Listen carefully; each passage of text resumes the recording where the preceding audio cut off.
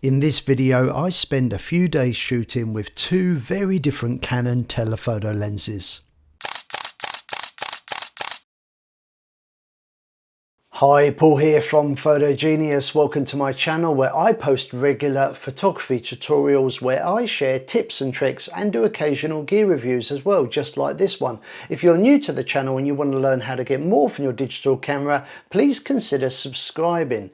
Now in this video, I'm putting two telephoto lenses to the test. Recently, I was in touch with Canon Australia, given the opportunity to test some gear, and I chose to test two very different telephoto lenses. One was the RF 100-500mm L series lens, and the other was the RF 800mm f11 prime telephoto lens. Now these lenses are very different in terms of specifications and also price. Canon also sent me a 2x extender and an EOS R6 mirrorless camera so that I could test the lenses. Now I want to make it clear from the beginning of this video that this video is not sponsored or paid for in any way, shape or form by Canon Australia, but of course I want to say thank you for lending me the gear. All the opinions in this video are my own. So let's begin by talking about the Canon RF 800mm f11 IS STM lens. Now I thought it'd be fun to play around with this lens for a couple of reasons. Number one, 800mm, that's a big telephoto lens. Who wouldn't enjoy testing out a lens like that? Secondly, I wanted to see how this lens performs at f11. Why f11? Well, this lens has a fixed aperture of f11. So not only has it a fixed focal length of 800mm, making it a telephoto prime lens, this lens you cannot adjust the aperture. f11 is it. Now what does this mean? Well, it means that the lens internally is certainly a lot less complicated. Now this can have its advantages such as reducing weight, size and cost. But how does it affect performance? When not in use, this lens is actually pretty compact at just over 28 centimeters. You extend it manually to use the lens, and also at 1,260 grams, it is certainly one of the lightest 800mm lens that I know of. The letters STM tell us that this lens uses a step-in motor to adjust focus. Now, whilst this ensures smooth and quiet autofocus, popular with videographers, STM focus is not as quick and responsive as USM or ultrasonic motors. The lens also has image stabilization, which is rated at 4 stops. The second lens is the Canon RF 100-500 f4.5-7.1 L IS USM telephoto zoom. Now the L is fairly significant because it tells you that this is an L series lens, and L series lenses are aimed at the pro user. An L series lens you can usually spot because it has a red ring around the front. Sometimes, but not always, they're coloured grey, and these lenses offer the best in optical image quality, build quality, and sometimes features that aren't found in cheaper lenses. The box from Canon arrived as Brisbane was put into a short lockdown. But what this means for Greater Brisbane is that we will have to go into a 3-day lockdown. This is the UK strain. It is highly infectious. The timing certainly wasn't ideal, so I had to make the most of the few days I had.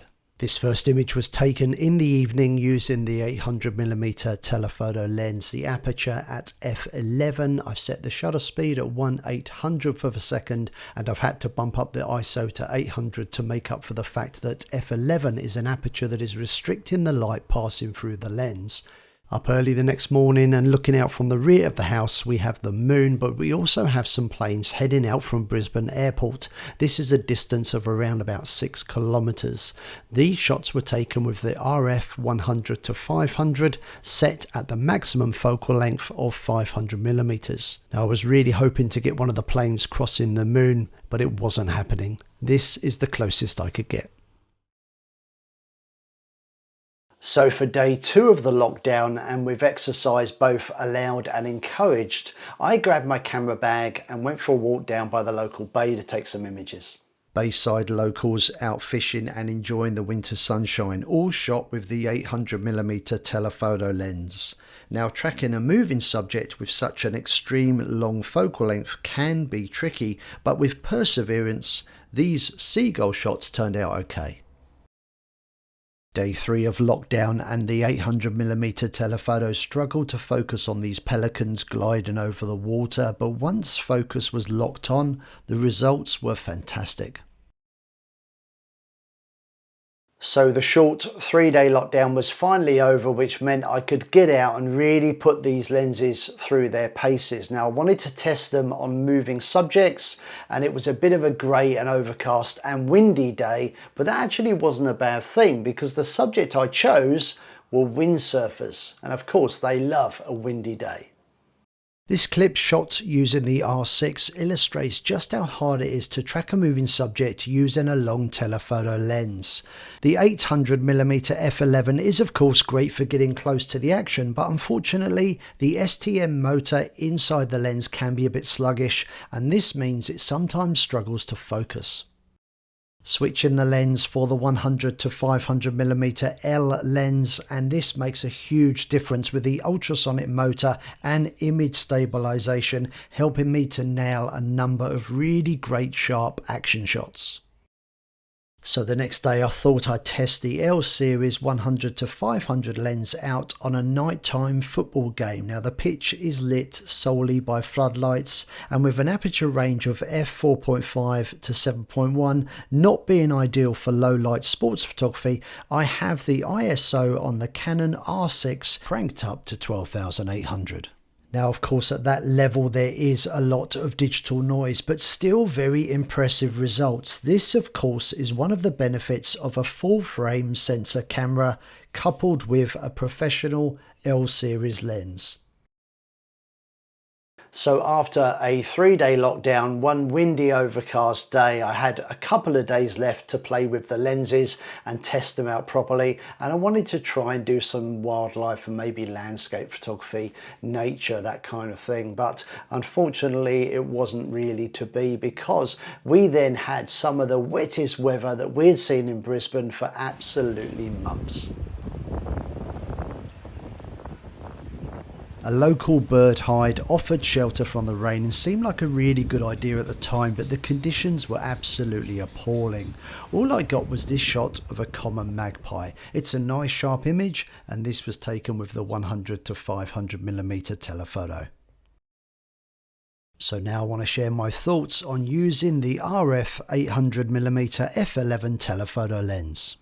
Now, this lens is not really geared towards moving subjects, so certainly not a lens for sports and action photography, but for wildlife and things that aren't moving too quickly, it's ideal. I struggled a little bit when I was tracking the pelicans and also the seagulls, but with persistence I could get some really good shots. So what Canon have done here is to create a lens of a significant focal length, but make it in reach of enthusiast photographers. This lens is certainly geared more towards wildlife photographers, and in particular I think bird photographers. Now, of course, there are some compromises such as the fixed aperture, but it's more than made up for by the fact that this is an affordable lens that's very compact and very lightweight. Now some thoughts on the RF 100 to 500mm L series telephoto zoom.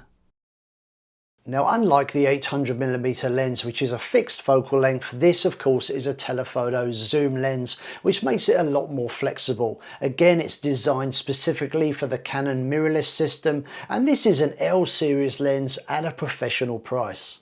As you would expect with any professional lens, the build quality is exceptional, with weather seals as well, meaning that you can use it in damp and dusty environments without any issues. These two images of my dog show off just how good the image stabilization is in this lens, allowing me to shoot handheld at a shutter speed much slower than I would normally dare use when shooting with a telephoto lens. So this was an interesting and slightly different review to what I normally do, and that was largely down to the limited time that I had the gear, also the lockdown, and then the terrible weather that I had. It seemed that everything was against me, but I really hope you've enjoyed it. I certainly enjoyed spending some time with these two telephoto lenses, and I want to say a big thank you to Canon Australia for helping make it happen. I hope you've enjoyed the video, and if you did, please give it a thumbs up because it really helps the channel grow. Consider subscribing if you want to see more videos like this and you want to learn how to take better photos with your digital camera. If you want to say hi or leave a comment, you can do so down below, and I hope to see you again sometime soon. See ya, bye.